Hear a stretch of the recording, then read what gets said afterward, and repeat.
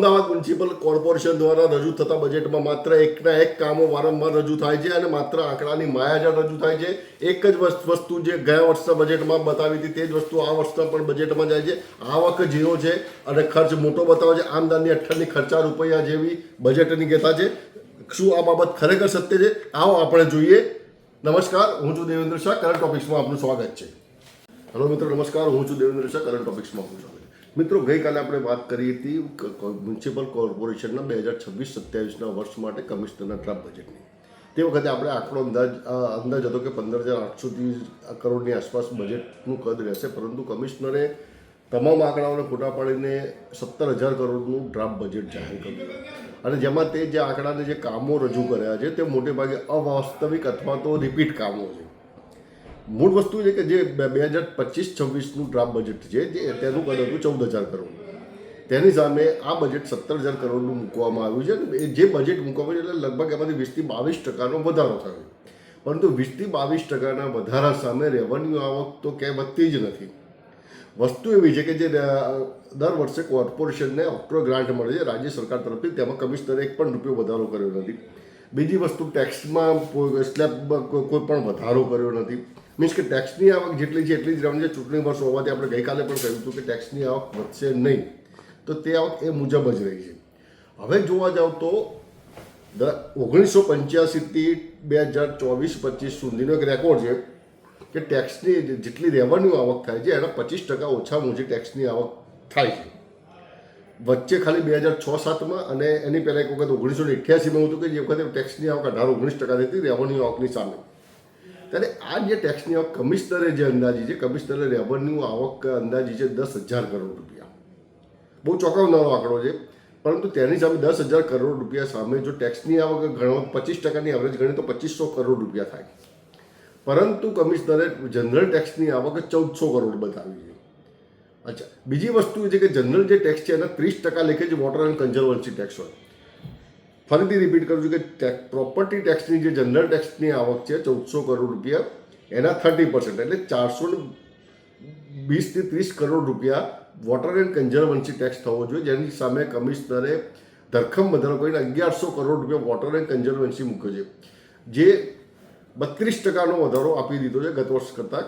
એટલે અને રેવન્યુ આવકના પણ લગભગ 10% બતાવી દીધા છે, જે આંકડો પણ બિલકુલ અવાસ્તવિક છે. એટલે રેવન્યુ બજેટ કાંઈ બેસતું નથી. કમિશનર સાહેબે જે આવક બતાવી છે રેવન્યુ આવક, તે આવક મોટે ભાગે બે જે સિંધુ ભવન અને પ્રહલાદનગરના પાર્ટી પ્લોટના મલ્ટી લેવલ પાર્કિંગના વેચાણ પર નિર્ભર બતાવ્યા છે કે એ બંને વેચાશે તો લગભગ 700-800 કરોડની આવક એ થશે ને નોન ટેક્સ રેવન્યુમાં બીજી કદાચ જાહેરાતોના આવકમાં પણ એ બધું ઇમ્પોસિબલ છે, કારણ કે વાસ્તવિક છે નહીં. અહીંયા હું તમને ફરીથી એક વખત રિપીટ કરું કે કમિશનરે એવું બતાવ્યું છે કે ગઈ વખતે જે રેવન્યુ આવક હતી તેની સામે આ વખતે 9,145 કરોડ રેવન્યુ આવક થશે. આવકનો અંદાજ વધારી દીધો છે, પરંતુ જે અવાસ્તવિક છે. પરંતુ તેની સામે કેપિટલ ખર્ચમાં અને કેપિટલ આવકમાં ઘટાડો કર્યો છે. એટલે એ અવાસ્તવિક લાગી રહ્યું છે, ક્યાંય આંકડા મેળ નથી પડતા. નંબર 2, હવે જો આપણે વિકાસના કામો તરફ ધ્યાન આપીએ તો વિકાસના કામોમાં કમિશનર સાહેબે જે કેપિટલ ખર્ચ બતાવે છે તેમાં દરેક આંકડા લગભગ અવાસ્તવિક અને સરકારની ગ્રાન્ટ પર નિર્ભરતા છે. તે કોર્પોરેશનના બજેટમાં દર્શાવી શકાય નહીં. મણિનગર દક્ષિણી railway crossing, Punitnagar railway crossing અને વિંજોલ રેલવે ક્રોસિંગ, આ 3 રેલવે ક્રોસિંગ માટે જે 300થી 350 કરોડ રૂપિયાનો ખર્ચ થવાની અંદાજ છે, તેના માટે 50% તો રેલવે આપવાની છે, બાકી 50% છે ગુજરાત અર્બન ડેવલપમેન્ટ કોર્પોરેશન આપશે. તો કોર્પોરેશનના તિજોરીમાંથી એક પણ રૂપિયો જતો નથી, તેમ છતાં કમિશનર સાહેબે દર્શાવી દીધું છે કે આ ખર્ચ કોર્પોરેશન કરશે. બીજી વસ્તુ છે રિવરફ્રન્ટ ડેવલપમેન્ટમાં. રિવરફ્રન્ટ ડેવલપમેન્ટ ફેઝ 2માં તેમણે વિવિધ કામો બતાવ્યા છે 900 કરોડ રૂપિયાના. આ વસ્તુ રિવરફ્રન્ટના કામો કોર્પોરેશનના બજેટમાં ના આવે, ના એટલા માટે કે રિવરફ્રન્ટ લિમિટેડ અલગ કંપની છે, તેનો વહીવટ અલગ ચાલે છે, તેનો હિસાબ એકાઉન્ટિંગ અલગ છે, તેનું ઓડિટિંગ અલગ છે, તેનું બોર્ડ ઓફ ડિરેક્ટર અલગ છે. તો પછી આ બાબત ક્યાંથી ત્યાં આવી શકે, જે પણ અવાસ્તવિક છે. ત્રીજી જે બાબત છે કે સાબરમતી નદીના પ્રદૂષણ મામલે ઘણા વર્ષોથી ઉહાપો ચાલી રહ્યો છે, પરંતુ તેના માટે એક પણ રૂપિયો અલગથી કમિશનરે ફાળવ્યો નથી.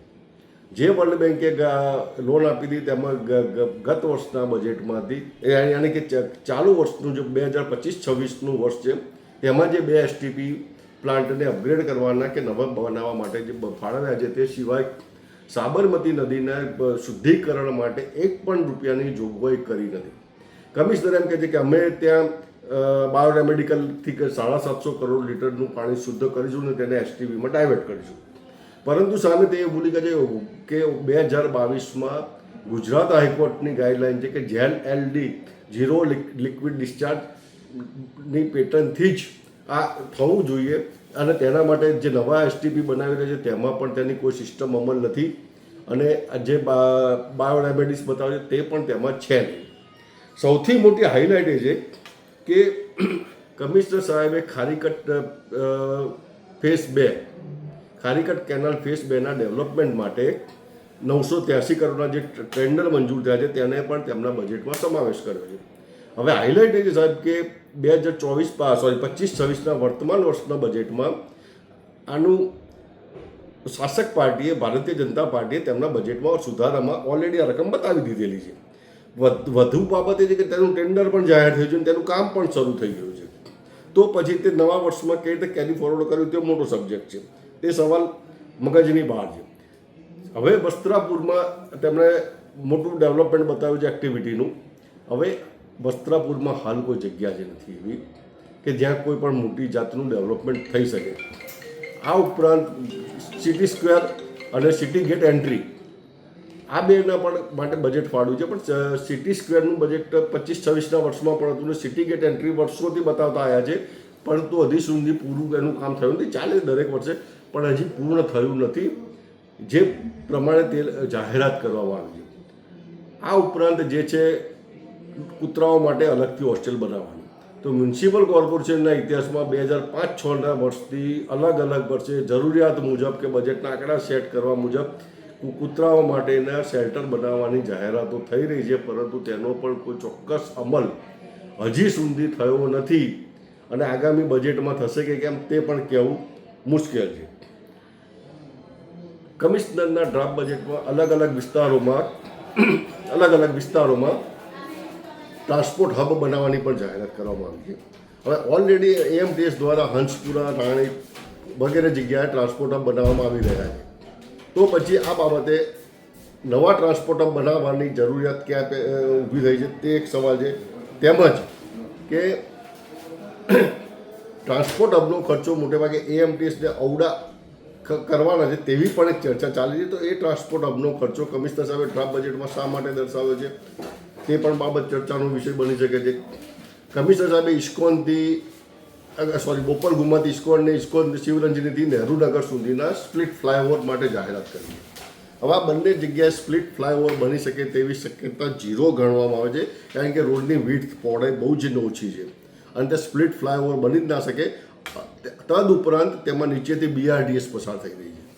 તો BRTS પસાર થતી હોય તો BRTS પસાર થતી હોય તો ત્યાં સ્પ્લિટ ફ્લાયઓવર કઈ રીતે શક્ય છે તે હવે કમિશનર સાહેબ જ જાણશે કે અધરવાઇઝ આવતા વર્ષે પણ ફરીથી આવી જાહેરાતો થતી રહેશે.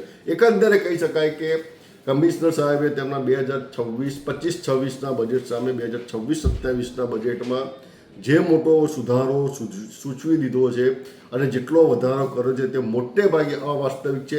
એક આશા એવી હતી કે કોમનવેલ્થ ગેમ્સને ધ્યાનમાં રાખીને કમિશનર સાહેબ કંઈક અમદાવાદ માટે સારું બજેટ આપશે, રોડ રસ્તાનું સારા બજેટ આપશે કે સ્પોર્ટ્સ સંકુલો કે વગેરે આપશે, પરંતુ તે જે આશા હતી તેના પ્રમાણે ખૂબ જ ઓછું આપ્યું છે અને ખાલી મોટા આંકડા સેટ કર્યા છે તેવું મને લાગી રહ્યું છે. આપનો અભિપ્રાય જરૂર જણાવશો. જય ભારત, જય હિન્દ, જય ગરવી ગુજરાત. Yeah.